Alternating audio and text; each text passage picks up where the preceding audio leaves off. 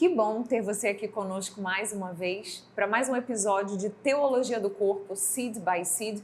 A cada semana, uma sementinha desse conjunto de catequeses do Papa São João Paulo II. Obrigada por você que acompanha a gente, por você que se inscreveu no canal da Web TV Sementes do Verbo. Se você ainda não se inscreveu, então não perde a chance. Aproveita e ativa as notificações para você saber toda vez que chegar um vídeo novo. Nós somos Tatiana e Ronaldo de Mello e nós estamos já no quarto ciclo de catequeses da Teologia do Corpo. Nós já passamos pelo primeiro ciclo, o princípio, o segundo ciclo, a redenção do coração, o terceiro ciclo, que é a questão da ressurreição da carne. E aí nós fechamos a primeira parte da Teologia do Corpo. Agora a gente já entra na segunda parte, que já tem a ver com como, agora que eu já conheço e reconheço o valor do meu corpo, do corpo humano, feito à imagem e semelhança de Deus, eu vou começar a perceber que o meu corpo foi feito para o amor, o meu corpo foi feito para ser um dom.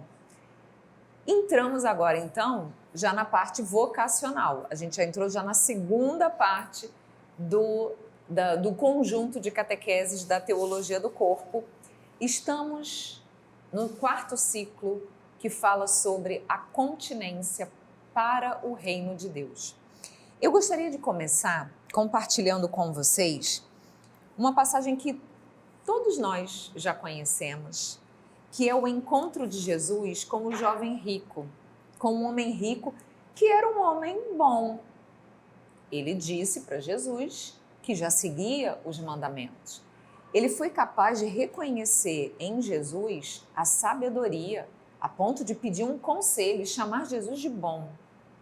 Quando ele diz que já observava os mandamentos desde a juventude, ou seja, aquilo que seria o básico para qualquer pessoa de bem, Jesus acrescenta a lei natural, aquilo que todo ser humano tem implantadinho lá no seu coração de ser bom e de fazer o bem.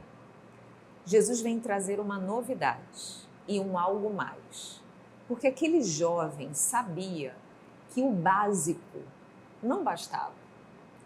Ele sentia lá no fundo que ele havia sido chamado para algo de maior. E o jovem diz: tenho guardado isso desde a minha juventude. Ao que Jesus responde: uma coisa ainda te falta. Vende tudo o que tem, distribui aos pobres e terás um tesouro no céu. Depois, vem e segue-me. Ele, porém, ouvindo isso, ficou cheio de tristeza, pois era muito rico. Quando nós falamos sobre a vivência da nossa sexualidade e como o nosso corpo nos ensina e nos recorda de que nós fomos criados para nos doarmos para os outros, é exatamente esse chamado e esse dilema que o jovem rico vive e que diariamente a gente, talvez sem perceber, a gente passa nas nossas vidas.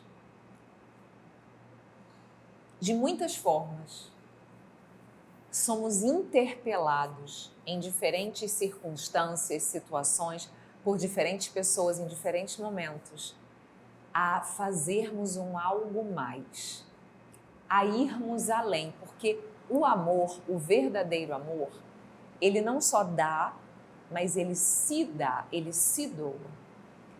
Entramos então na esfera vocacional. E no episódio de hoje a gente vai ver a reciprocidade profunda que existe entre o matrimônio, que é uma expressão arquetípica do amor, e a continência, o celibato pelo reino de Deus. O que esses dois têm em comum, apesar de parecerem antagônicos? E aí a gente chega naquele momento da decisão, vamos dizer assim, né? Não que só existam esses dois caminhos, que é o celibato pelo reino e o matrimônio, mas eles são os caminhos-chave, os caminhos mestre da nossa vida para que a gente possa direcionar. Porque pode ser que você, por exemplo, seja um consagrado solteiro, ou seja, você não é um sacerdote, vamos dizer assim, que seria o destino final daquele que opta pela continência e que vai viver totalmente entregue para a igreja, nem do matrimônio. Mas a gente percebe que são as duas linhas que nos direcionam para que a gente possa viver completamente a nossa vocação. Seja um caminho, seja outro caminho, ele sempre vai na direção de Deus, sempre. Por mais que no momento ele possa parecer uma bifurcação, né, que você diga, eu vou para esse caminho, eu vou para esse outro. Mas, independente de ser o de um lado ou do outro, ele sempre leva na direção de Deus. E esse é o grande objetivo de Deus. Sabe que cada um de nós, por sermos diferentes como somos, cada um tem uma característica, cada um tem um potencial, cada um Deus permite que um dom se manifeste de uma forma diferente e assim ele nos capacita para isso. A gente vai ver que a gente precisa entender em alguns momentos como que essa nossa vocação, que no final das contas a escolha por um caminho ou por outro é a escolha da nossa vocação, é a decisão pela nossa vocação. E é interessante que quando Deus vai apresentando isso para a gente de uma forma muito especial, Jesus, quando apresenta, ele mostra o casamento naquela conversa que ele teve lá com os saduceus, quando perguntavam sobre a ressurreição e sobre o casamento, sobre o divórcio, que Jesus retoma lá o Gênesis, retoma lá o início. Ele vai para o início de um matrimônio, que foi a criação do homem e que foi a criação da mulher. Por que ele vai inicialmente para esse princípio e retoma, vamos dizer assim, essa vocação matrimonial? Por que ele não vai para o início e retoma um exemplo de uma vocação consagrada? É bem verdade que os saduceus perguntavam sobre o divórcio, então ele tinha que ir... Os fariseus perguntavam sobre o divórcio. E os saduceus justamente que esbarraram na questão da ressurreição e da continência. Mas Cristo vai para essa referência do princípio falando do matrimônio porque é aquela vocação que é, vamos dizer, a mais natural. Não que a outra vocação não seja natural, mas essa é a vocação ordinária, é aquela vocação que é universal, é para todos. Todos nós somos convidados a viver isso. E basta você, se você for colocar isso em números, você vê que desde sempre, desde a criação do mundo, o número de pessoas que vivem essa realidade da vocação matrimonial é bem maior, porque é a nossa vocação ordinária. Isso vai fazer com que a outra vocação seja aquela vocação extraordinária, seja aquela vocação que excede, seja aquela vocação que é excepcional, aquela vocação que é particular. Você precisa que Deus te mostre que aquele é o caminho. Você precisa entender aquilo que Deus está colocando para você para que você possa percorrer aquele caminho. E por que se chama de vocação extraordinária? Porque ela já é um convite e uma vivência de uma realidade fora da nossa realidade ordinária do mundo. A gente já espelha uma realidade futura ao viver a vida consagrada, ao viver a vida celibatária aqui na Terra. É como se a gente estivesse pulando uma etapa, só que essa etapa que seria vivida na vida eterna, ela já começa a ser vivida aqui na Terra. E quando a gente vê São João Paulo II traçando esse paralelo entre a continência ou o celibato e o matrimônio, ele ressalta também que existe uma motivação objetiva, ou seja, a minha motivação, o motivo pelo qual eu acolho esse chamado, essa vocação à continência. Existe um motivo objetivo, é pelo reino de Deus, por amor ao reino de Deus. A gente vai falar um pouquinho mais sobre isso depois, mas também existe um motivo subjetivo. toda vocação, todo chamado, ele parte de alguém que chama e de uma pessoa que decide em responder e corresponder. Esse diálogo amoroso que Deus quer fazer conosco, com nós que somos os seus filhos. Então, tanto esse caráter objetivo, como uma vontade, uma decisão firme da pessoa que escuta esse chamado. E o Papa São João Paulo II vem mostrando para a gente o porquê dessa motivação. E nós, como sempre gostamos muito de estudar lá a etimologia, a formação das palavras, motivação vem de motivo. Então, qual é o motivo que te leva àquela decisão? Aqui a gente vai focar na realidade da vocação celibatária, da continência pelo reino de Deus, e o Papa São João Paulo II fala que é necessária uma motivação que faça com que você efetivamente saiba o que está decidindo e por que está decidindo. É preciso que haja uma fé profunda, porque você precisa crer que Deus está te mostrando que você é convidado, é chamado, é vocacionado para uma realidade extraordinária. Então, o primeiro ponto é uma fé profunda. Há necessidade de que você creia e confie, não só aquela fé no sentido de acreditar, mas a fé no sentido de confiar também.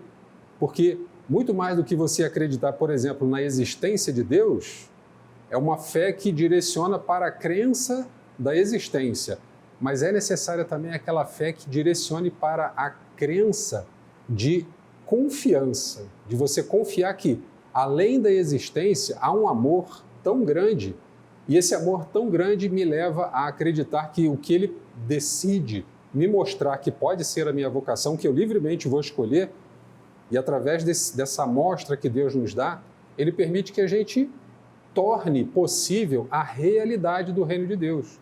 Então ele mostra para a gente essa realidade do reino de Deus e mostra a nossa identificação no que eu, na minha realidade tão pobre, tão mesquinha da humanidade, posso contribuir para já viver na minha vocação uma realidade sobrenatural para a qual a gente é convidado. E quem acolhe o chamado, quem recebe e acolhe esse chamado à continência, ao celibato, ou seja, a você doar o seu corpo, a sua energia, a sua vida inteira para o reino de Deus e não para uma pessoa, para um cônjuge, para uma família, para os seus filhos. Quem acolhe o chamado ao celibato, você se une ao mistério da redenção de Cristo.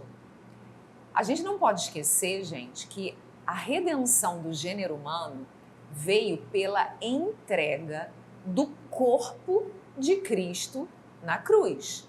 Na paixão que o corpo de Cristo sofreu por nós, na morte do corpo de Cristo e na ressurreição do corpo de Cristo, que se entrega continuamente de forma incruenta na Eucaristia.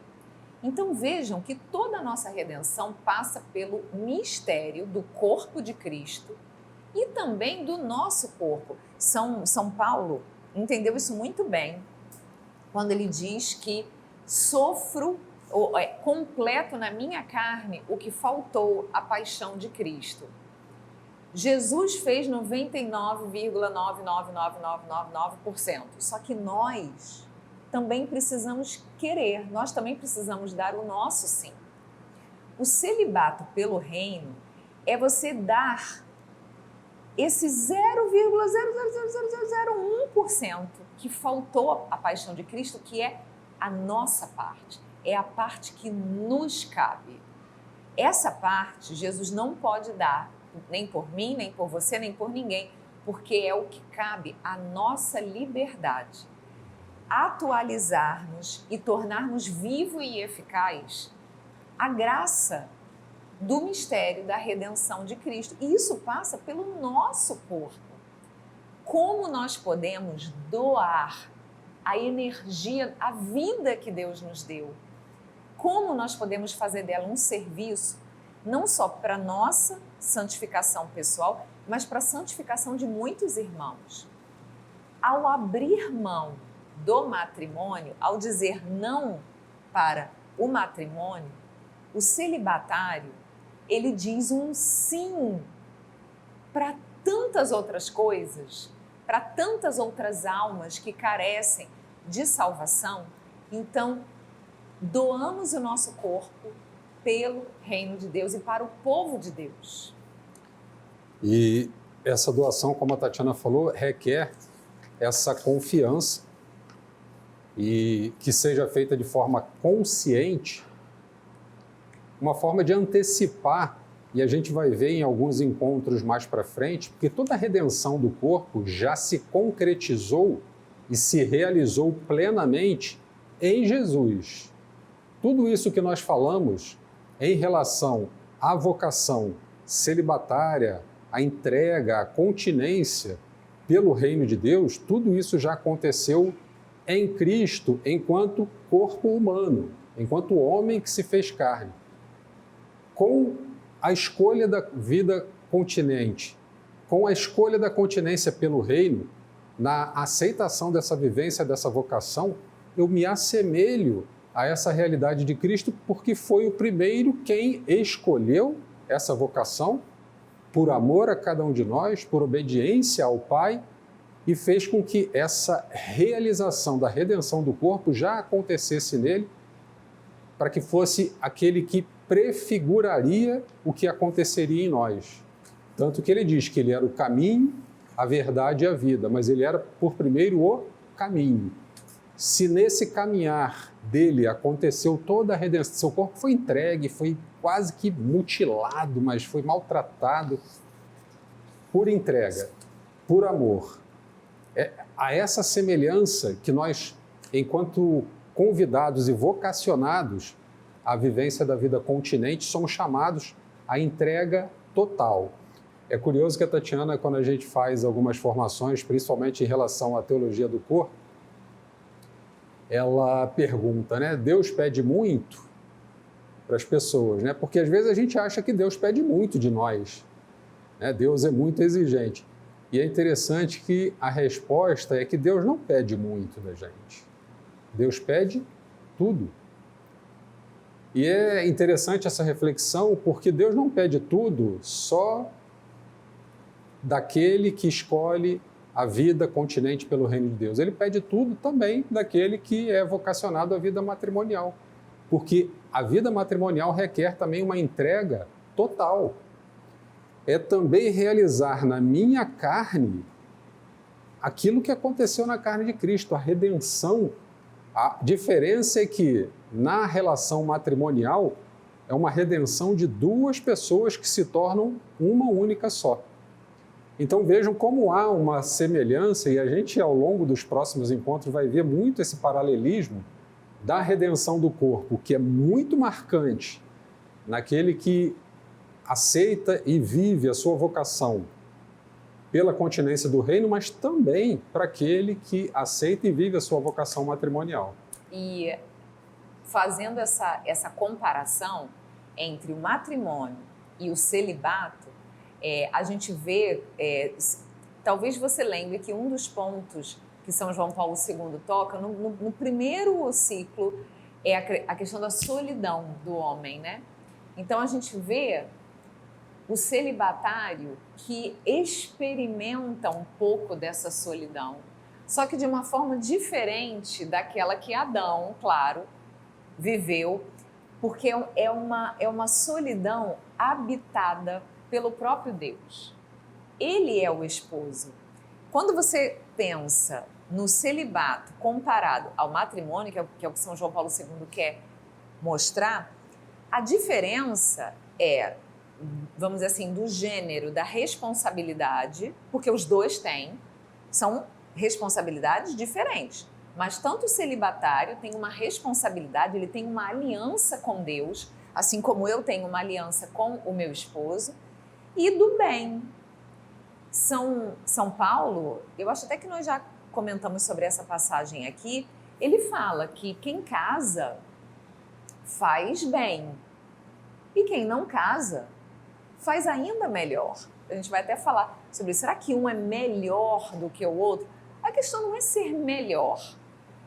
Os dois são bons, mas existe uma diferença na abrangência do bem que você faz e na abrangência da responsabilidade. Isso fica fácil se você comparar um pai de família com um padre, que também é um pai. Padre é pai. Os dois têm responsabilidades. São duas vocações, dois estilos de vida bons. Os dois são bons. Mas o grau do bem e o grau da responsabilidade são diferentes. Quantas pessoas a responsabilidade e o bem de um pai de família atingem? E quantas pessoas a responsabilidade e o bem de um sacerdote que cuida de uma paróquia, de uma comunidade, atingem? São gêneros diferentes. São diferentes, mas não quer dizer que um é melhor do que o outro. O celibato está um passo à frente, mas tanto os casados como os celibatários estão andando na mesma direção. No final das contas, isso é o que importa. Só reforçando a ideia de que, seja na continência, seja na vivência matrimonial, os vocacionados não perdem a sua humanidade nem a sua forma de fazer comunhão. Isso é presente. É claro que a humanidade, no sentido da vivência da masculinidade e da feminilidade, e a comunhão, elas são vividas e feitas de formas diferentes, mas elas estão presentes e as características que estão presentes são as mesmas características, porque a masculinidade e a feminilidade está fortemente presente na realidade matrimonial, na união do homem com a mulher. E também está fortemente presente na vocação daquele que se entrega, que é continente pelo reino de Deus, seja na vocação sacerdotal, seja a freira, seja o celibatário, solteiro, enfim. Em todas elas, a nossa humanidade permanece. Então, é um ponto muito em comum entre as duas, porque continuamos sendo os mesmos homens e as mesmas mulheres que sempre fomos. Não deixamos de ser, não tolimos nada na nossa humanidade para deixarmos de ser quem nós somos, homens e mulheres, criaturas de Deus. E também a comunhão que é feita, a comunhão matrimonial que é feita de uma forma especial desse homem casado com essa mulher casada, e a comunhão interpessoal, que a gente poderia, se for fazer uma comparação direta, é infinitamente maior daquele que se entrega na continência pelo reino, porque ele se relaciona com todos os filhos de Deus. A realidade matrimonial, aquela sociedade, né, aquele grupo que se forma a partir da união matrimonial, ele acaba sendo, de certa forma, um grupo mais restrito. Tem aquele núcleo principal, que é formado pelo pai, a mãe e os filhos, e aquele núcleo que é um pouco mais periférico, mas é completamente diferente da comunhão intersubjetiva que um consagrado, que um celibatário, que aquele que opta pela continência pelo reino faz, porque ele está completamente entregue a todas as pessoas, a todos. Ele é pai, como o marido no casamento, mas ele é pai de uma infinidade de filhos. E é importante também, São João Paulo II ressalta, e às vezes a gente pensa muito isso, né? Que o fato da vocação para o celibato automaticamente transforma a pessoa numa pessoa perfeita. E São João Paulo II fala isso. A gente acha que os celibatários são mais perfeitos e quem é casado é porque é mais imperfeito, né? Mas não. E São João Paulo II vem nos recordar que o que nos traz a perfeição, ou seja, a santidade, não é o fato de sermos celibatários ou não, mas é a vida de santidade que a gente leva, tendo como fundamento principal a vivência da caridade. Ele fala que os celibatários mesmo é a vivência da pobreza, da castidade, da obediência, ou seja, realmente se submeter à vontade de Deus e ser santo em todas as atitudes e mais até, ele fala, não só nas ações, mas num estado de vida mesmo de ser santo. Ou seja, não basta eu ter o título e já dizer, agora então está garantido. Ou então, o padre é mais santo do que o pai de família. Não, não é pelo fato de simplesmente você acolher o chamado à vida de continência que vai te fazer mais santo do que quem não tem esse chamado, mas é a sua decisão e a sua ação de realmente viver o amor autêntico, seja qual estado de vida você tenha, em qualquer estado de vida que você viva, mas viver de fato o amor autêntico, seja você vocacionado ao matrimônio ou à continência. Tanto que Jesus nos pede, né, sede perfeitos, como o vosso Pai Celeste é perfeito. Exatamente. Isso pode dar a sensação de termos a realidade da vocação da continência pelo reino mais importante, que deixa a pessoa melhor ou mais perfeita, mais certinha, ou então só pode viver essa vocação aquele que é isento de qualquer culpa. Se fosse assim, não haveria qualquer tipo de vocação, seja para matrimonial e menos ainda para a vocação da continência pelo reino.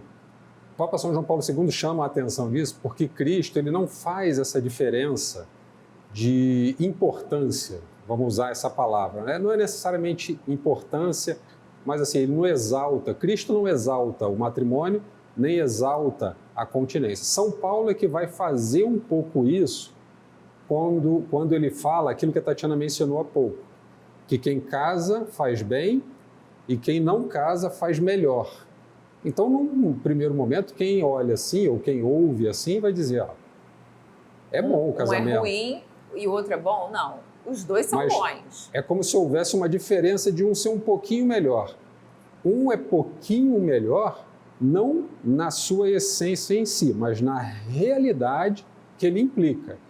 A realidade daquele que se consagra e que se entrega à continência pelo reino já é uma realidade prefigurativa da vida eterna. Então pode parecer que essas palavras de São Paulo nos dão um pouco a sensação de que a vocação na continência pelo reino ela é mais importante. Ela é mais importante num contexto de ser uma prefiguração daquilo que a gente vai viver na vida eterna. Mas as duas têm igual dignidade e igual importância. Nas duas se vive o amor esponsal. Nas duas, a realidade da entrega, da redenção do corpo está presente. Nas duas, esse amor esponsal é vivido e deve ser vivido e complementado na função educativa e educadora. Da mesma forma que os pais, pai e mãe, têm responsabilidade na educação, e essa educação o Papa São João Paulo II fala lá no Amor e Responsabilidade, né? Educar o filho é como se fosse uma nova criação, porque você traz para ele valores, você forma personalidade. Então é como se você tivesse criado ele fisicamente e agora você está criando ele intelectualmente, espiritualmente. Então é como se fosse uma nova criação. Essa responsabilidade educadora e educativa tanto está presente no pai e na mãe, como está presente no consagrado e na consagrada que se entregam na continência pelo reino para que ajudem a formar os seus filhos espirituais. Assim como existe a fertilidade biológica, existe também a fertilidade espiritual. Tanto o matrimônio gera filhos, como também o celibatário também gera filhos para Deus. Nós vamos continuar nesse tema comparando o matrimônio com o celibato e nos aprofundando um pouquinho mais sobre o celibato. Você já discerniu a sua vocação? Qual é o caminho vocacional que Deus traçou para você se santificar e santificar os outros que estão à sua volta? A gente vai continuar nessa trilha vocacional com a Teologia do Corpo de São João Paulo II no próximo episódio. Acompanhe com a gente.